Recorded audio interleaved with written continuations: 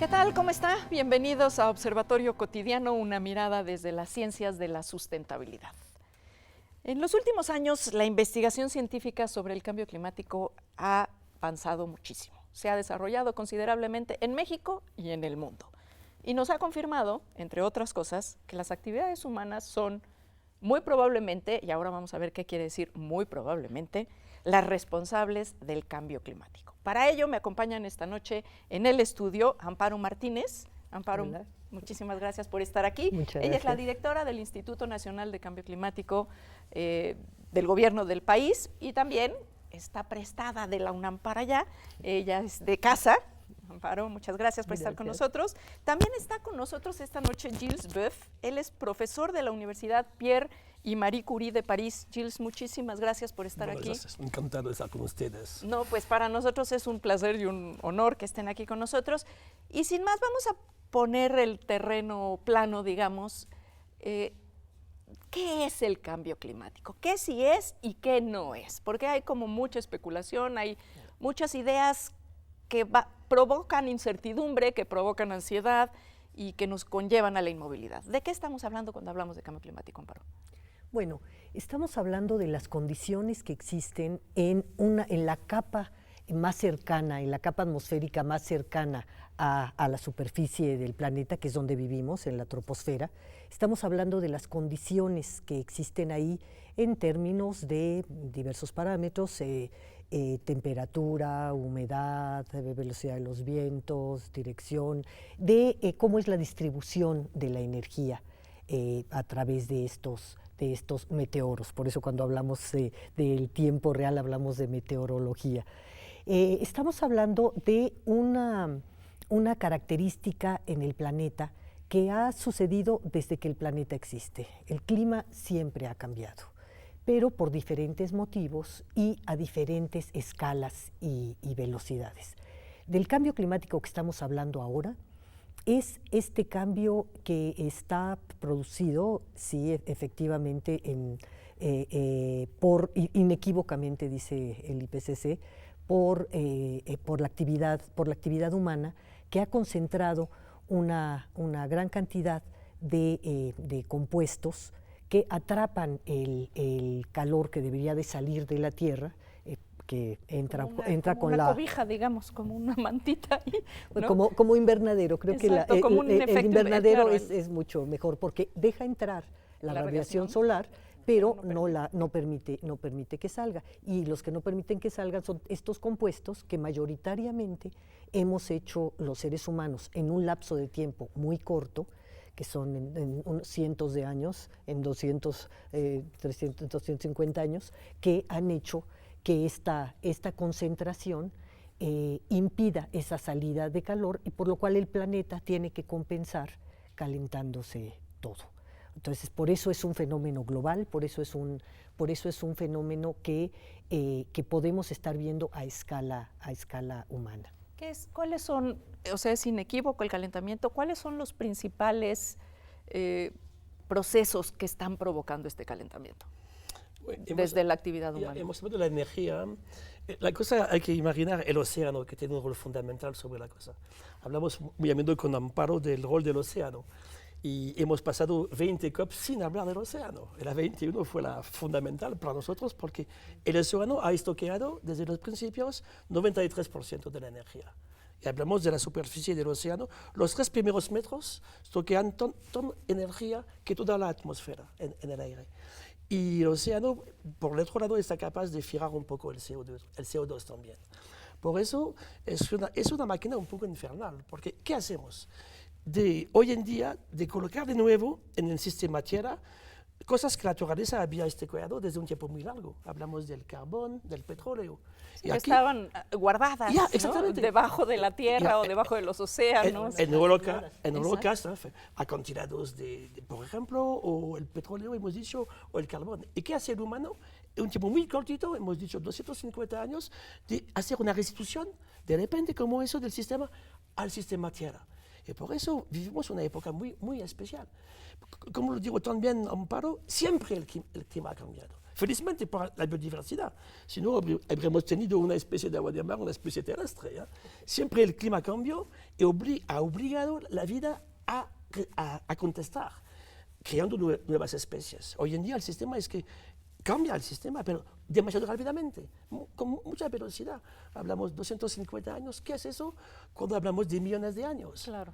Y el pH del océano, la acidificación, es un problema que es en relación porque este CO2 que se queda hoy en día en el océano, por otro lado, es una buena cosa por la atmósfera.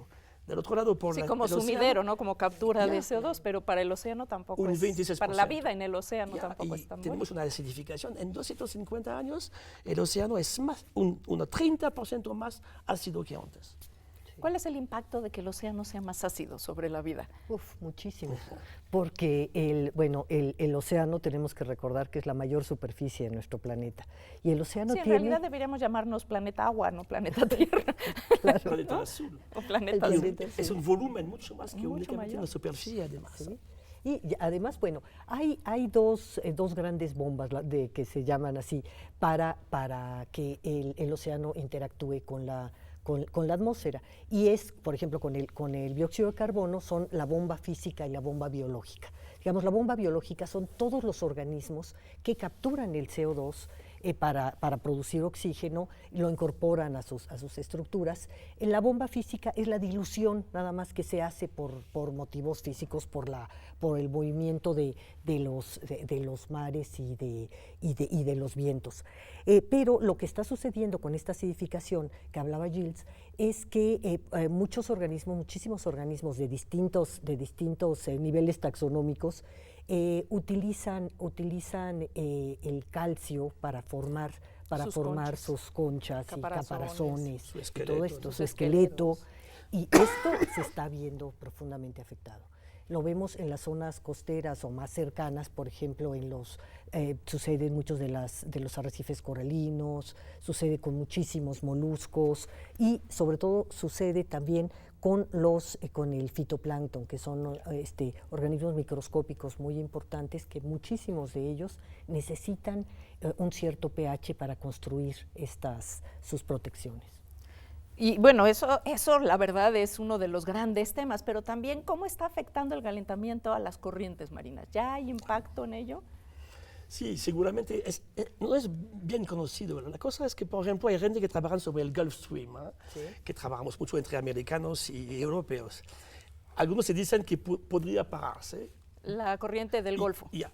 El Gulf Nosotros Stream en París War, ¿no? pensamos más que no va a pararse, pero a frenar considerablemente el sistema. Eso puede cambiar el sistema.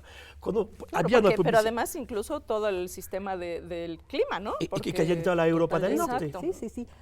Hay que considerar que el clima tiene un motor termodinámico, que son la atmósfera y el océano, que son los que cuando llega la porque energía... eso se pierde, ¿no? O sea, la gente no tiene muy clara la importancia que juega la Tierra y los océanos en el clima. Bueno, es el motor termodinámico del clima. Llega la energía solar a la parte media de manera más concentrada, digamos, por eso vivimos en países tropicales y por eso estamos en esta parte que recibe más energía. Hay algunos que les gusta muy viven el de otro norte, lado, muy el sur. en México, por eso estamos en esa tropicales. zona.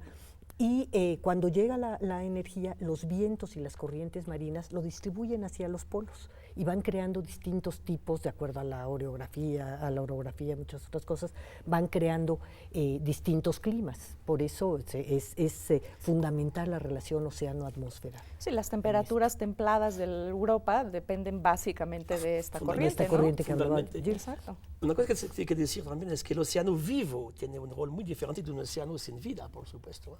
Hablamos de un océano con vida. Hemos hablado del fitoplancton, por ejemplo. El fitoplancton desempeña un rol importante en la capacidad del océano a fijar el CO2. Eso es muy, muy interesante. Hay la fijación que ha contado antes Amparo. Pero esta parte viva, por ejemplo, un ejemplo entre otros, sobrepescar. Los pelágicos, los pescadillos chiquititos, Los como, que están sobre cerca de la superficie. anchovetas, rugeles, cosas como eso. Ok, un sistema de sobrepesca. ¿Cómo desaparecen?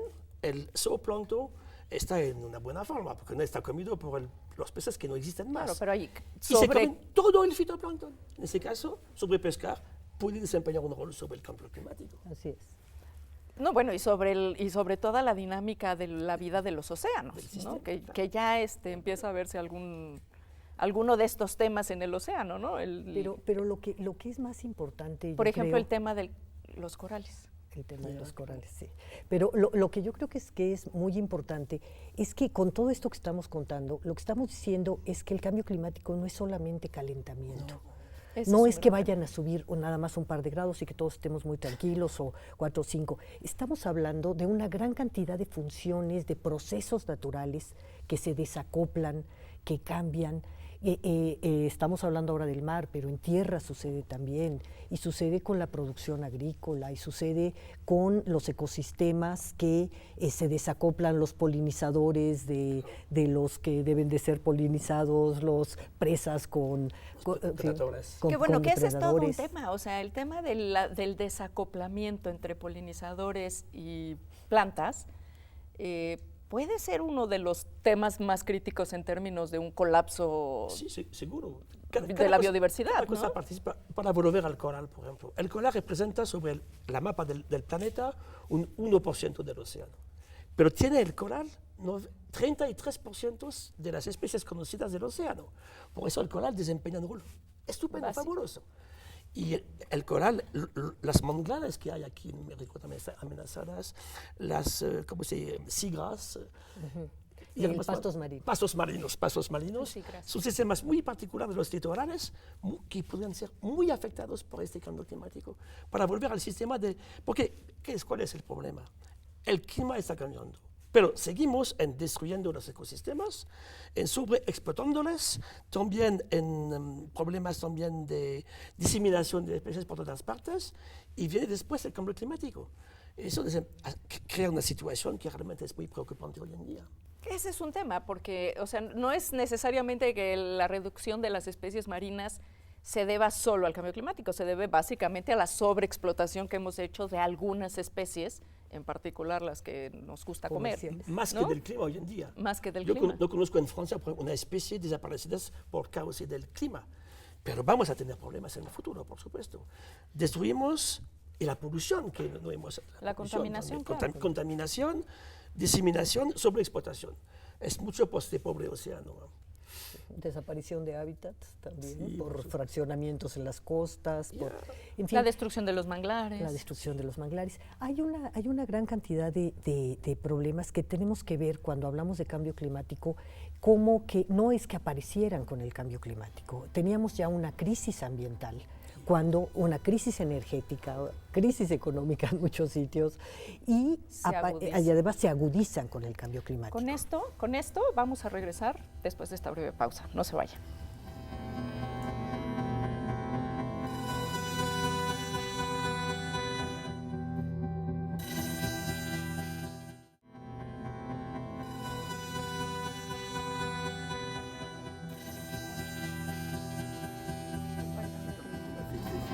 Ya tenemos nuestro villano. Sí. Sí. El villano favorito, cambio climático. Vamos a hablar de por qué el villano favorito, pero también vamos a hablar de por qué no está bien echarle la culpa de todo al cambio climático, porque ahora resulta que nosotros, ¿qué? Ahora, también el cambio climático es responsabilidad nuestra. es ¿no? responsabilidad Al final del día no nos libramos, No, pero no, para nada. el cambio climático, estabas comentando, agudiza algunos de los problemas que ya venían ocurriendo. Sí, agudiza a todos, y la gran preocupación, y por lo que todos los países están unidos y han tomado una decisión histórica, como no se había tomado en Naciones Unidas, con esa unanimidad mundial de que todos los países decidan en la COP de París de 2015, que los países decidan que hay que cambiar el rumbo, que no podemos seguir desarrollándonos como lo hemos venido haciendo. Esto efectivamente, pues estamos hablando de cambio climático, pero no es el problema en sí mismo el cambio climático. El problema es el cómo hemos tratado a este planeta, las actividades, cómo las desarrollamos, y sobre todo una cuestión que es lo que da esperanza hacia adelante, es que ya sabemos cómo no las debemos hacer. Y ya sabemos, ya tenemos todas las herramientas o una gran parte de las herramientas para cambiar esta forma de desarrollo. Entonces, ante esto, ante una realidad de un planeta que tiene, que ha llegado a sus límites biofísicos en muchos sentidos y que sin duda está ya sobre ellos en muchas partes del país, sobre los límites sociales y económicos y de desigualdades tema, ¿no? y Estamos todo viendo esto. el impacto en la naturaleza Y en las pero sociedades, en las sociedades humanas. Por va a ser eso, crítico, ¿no? no es casualidad que haya sido en el mismo año del Acuerdo de París que se hicieron el acuerdo por los Objetivos de Desarrollo Sostenible, también en Naciones Unidas en septiembre, unos meses antes, y que se conjuntan a cómo tenemos realmente que hacer en todos los países para cambiar esta forma como hemos venido desarrollando. Sí, que sustituyen a los del desarrollo del milenio, que pues como no fuimos muy lejos con ellos, nos inventamos los del desarrollo sostenible, sustentable. Tuvimos un programa la vez pasada justo sobre este tema y cómo la dificultad que presenta realmente no solo hacerlo, sino cómo vamos a medir que estamos haciendo estas cosas. Y ahí, por ejemplo, ¿qué relevancia tiene el panel intergubernamental de cambio climático, esta reunión de científicos que acaba de ocurrir en Guadalajara apenas hace un mes? Sí, en marzo. ¿No? En marzo. ¿Qué papel juegan los científicos en este asunto? Un papel fundamental. Porque hace un tiempo largo que los campesinos han visto el cambio climático. Personas cultivando abejas también me decían hace 40 años, estamos viviendo algo de diferente con las abejas. Hace 40 años. Ya, en los 70. Hoy en día tenemos datos científicos. El interés de la IPCC es que finalmente este grupo de científicos dan datos que están confirmados por un montón de gente, son cosas que son bien seguras. Eso nos ayuda mucho a presentar el sistema. Porque ¿cuál es la situación de la humanidad hoy en día? Desarrollar una cultura de impacto de lo que hacemos. Cada día pensar, si hago esto, me voy a desencadenar esto como sistema después. Y la ciencia está indispensable. Si no, vamos a hablar de cosas que son apreciaciones. Por ejemplo, vuelvo a mi aldea, vivo en una aldea de producción de vino en los Pirineos. Hoy en día las cosechas se hacen a partir de mediados de agosto, hace 30 años, mediados de septiembre. Eso lo vivimos cada día.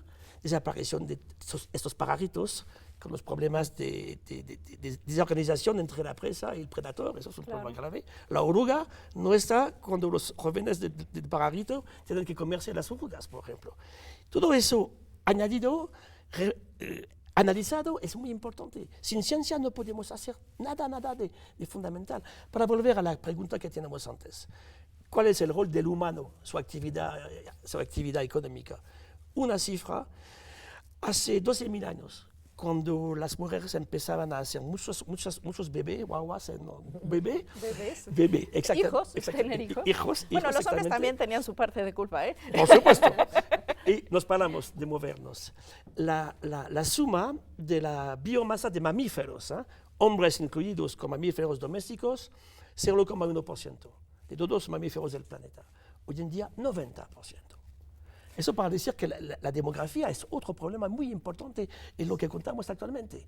Y la culpa del humano, hay un trabajo de matemáticos que tú conoces de 2014 que decían finalmente, hemos hecho una medida de la temperatura del agua de mar, la superficie, el aire, por todo el siglo XX, cada mes del año. Y tenemos una promedio global. Y actualmente, cada mes que pasa, hacemos una comparación entre la temperatura del agua de mar y del aire con el promedio del siglo XX. ¿Sabes cuándo tenemos que volver atrás para encontrar un mes en temperatura más baja? Febrero de 85. Eso es imposible de explicar de manera natural. La probabilidad para decir el hombre está por nada en eso, 1 sobre 100.000. Nos paramos de discutir sobre eso, es una tontería. Hay una influencia humana hoy en día sobre el cambio climático. La cosa, ¿qué hacemos hoy en día para reducir los riesgos que tenemos? También las curvas de Killing han ayudado muchísimo, ¿no? A entender cómo estas mediciones que se hacen en Mauna Loa, ¿no? Que llevan desde el siglo antepasado, ¿no? Desde el Claro, pero Desde aquí 1800 y viene pico. y con esta fecha que mencionaba Gilles, del 85. Bueno, el panel intergubernamental de cambio climático se crea en el 88. Y esto O sea, es muy ya tiene importante. tiempito, ¿eh? Sí, O sea, de hecho se creó antes que la Convención Marco de Cambio Climático. Así Fue el primer reporte del IPCC el que sugirió que tenía que haber una convención. Entonces, cuando se forma la Convención Marco de Cambio Climático en el 92, ya fue ya existía este grupo científico. ¿Qué importancia tiene? La importancia que tiene es que hay muchos grupos científicos magníficos en el planeta trabajando sobre distintas cosas, pero lo que se necesitaba era un grupo que directamente estuviera informando de cuál era el estado general en distintas disciplinas para que se Sobre pudieran ese tomar tema, decisiones sobre el sobre tema el cambio del climático. Entonces, los investigadores como IPCC no hacen investigación. Lo que se hace como IPCC es la recopilación de todo lo que se ha hecho en el mundo cada cierto tiempo. Casi son entre 4 y 7 años los informes, los reportes del IPCC. Y entonces lo que revisan es toda la literatura que ha salido en todo el mundo sobre distintos temas. Por eso son cerca de 3.000 científicos, expertos, que trabajan en distintos temas y que reúnen todo esto y lo formulan de manera en la que se puedan llegar a conclusiones de qué está pasando. Por ejemplo, en la reunión de Guadalajara que acaba de ocurrir, Sí. ¿Qué hacen en esa reunión? Bueno, la reunión de Guadalajara es la asamblea del IPCC. El IPCC funciona con grupos de trabajo. Con grupos de trabajo, uno sobre ciencia básica, sobre las bases físicas, otro sobre vulnerabilidad, impactos y adaptación, otro sobre mitigación, y otro grupo especial que es un grupo que funciona para dar todas las metodologías para los inventarios de emisiones. ¿Qué hacen los países? ¿Qué hacen los países? Bueno, los grupos que se reúnen de expertos en distintas partes del mundo según en qué fases estén, ahora se está trabajando en reportes especiales pedidos por el Convenio de París, por el Acuerdo de París. Se pidieron 3 reportes especiales. Se está trabajando en ello. Uno es sobre los impactos del aumento de 1.5 grados a la temperatura sobre la temperatura preindustrial. Que vamos a estar por encima, ¿no? Pues eso es lo que se está la viendo, muy tendencia, probablemente. la tendencia. Pero digamos que todo el esfuerzo mundial está centrado en que no se llegue. Nos quedan pocos minutos. ¿Qué va a pasar con la nueva posición de Estados Unidos frente al tema de cambio climático? ¿Qué nos espera? O sea, ¿qué es lo que tenemos enfrente? ¿No importa? ¿Si importa mucho? ¿Importa poco? Por supuesto que importa, pero aún así son circunstancias temporales. Cuando estamos hablando de cambio climático, o estamos hablando de los acuerdos de París, de los objetivos de desarrollo sostenible, estamos hablando de una agenda al 2030, al 2050. O sea, estas son circunstancias temporales que efectivamente pueden afectar. Esperemos que. Pero estas son circunstancias que efectivamente van a afectar muchas cosas, pero ya está, digamos que el mecanismo está echado a andar. Tanto a nivel de cambios tecnológicos, a nivel de conciencia internacional, el compromiso de los demás a países. nivel del compromiso de los demás países. Claro que esto puede tener algunos obstáculos. Lo que tenemos que hacer. Pero no pienso que va a estar un poco. Los americanos, los científicos americanos ya tienen reacciones. Ya. Sí, claro. He visto en California vamos a tener nuestro sistema de control, de análisis, de modelización de los cambios. Eso va a seguir. El problema es quizás la localización de los bancos de datos únicamente en Estados Unidos. Puede ser todo un tema, que ¿no? la comunidad científica americana que tiene que ver con el clima está muy comprometida y muy involucrada. Pero también hay una cuestión, que eso es lo que sí puede ser de más importancia para quienes están en el gobierno americano ahora, que es que también es un negocio. También el cambio de tecnologías, si van a dejar que las tecnologías limpias las hagan solamente los chinos, otros países, entonces esto pues es un problema para sus bolsillos, entonces también lo tienen que ver. Y en ese sentido también los otros países de verdad tenemos que aprovechar, sobre todo países como México, que dependen tanto de muchas de las tecnologías o innovaciones o han dependido mucho de lo que se hace en Estados Unidos, pues es el momento en el que se necesitan se necesitan cambios. Y bueno, y si tenemos la parte, si tenemos libre esa parte, tendríamos que entrar muchísimo más ¿Hay algún a innovación mensaje tecnológica. importante de la última reunión del IPCC?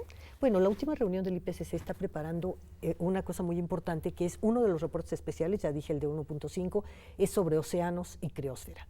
Ese es Criósfera es la fundamental. parte de los hielos. Es la parte Campos de hielo, del Ártica, planeta. Antártica Exacto. y glaciares. Lo que es muy importante es que, bueno, en primer lugar, que nos concentremos también en lo que está pasando en los océanos y que se tomen ya medidas, y eso independientemente de cualquier política, conviene a todos los países limpiar los mares, limpiar nuestros cuerpos de agua, y esto va a ser muy importante. Y reducir la sobrepesca y reducir Toda esta parte. Y otro es el de los ecosistemas. El otro reporte es sobre los ecosistemas terrestres, la desertificación, la pérdida de biodiversidad, la seguridad alimentaria, que va a ser muy importante. Entonces, creo que con estos reportes se va a poner un poco más al mundo en alerta de por qué sitios o por qué cosas tenemos que ir cambiando. Porque en este caso, cuando hablamos de la ciencia del cambio climático, no es una ciencia solo para conocer o para filosofar, es una ciencia que tiene que ser para actuar, para tomar acciones ya. Entonces, en ese sentido, me parece que lo que se estuvo hablando en la reunión de Guadalajara fue cuáles van a ser las guías para estos programas, también cómo va a cambiar la parte de los protocolos de ¿Y esto qué presión le pone a los científicos para ir cerrando ya? La cosa para nosotros es que hoy en día nos piden de hacer proyecciones al futuro y de prever. Lo que no sabíamos hacer antes finalmente, ¿eh? Sabíamos analizar, mirar muy precisamente, sacar información, organizar eso, hacer modelización, pero hoy en día nos piden más. Hoy en día, ¿qué va a pasar mañana? Exacto. O en 50, o en 2100. Eso es una cosa un poco nueva. Tenemos que adaptarnos, eso es fundamental. También nos va a tocar adaptarnos al cambio climático. La cosa es que el clima cambia, es una cosa, pero sin vida sobre el planeta no es un problema de ver el clima cambiar. La revelación del clima que cambia es la vida. En la vida, el humano, con sus actividades económicas, turismo, hemos dicho, agricultura, pesca y todo eso.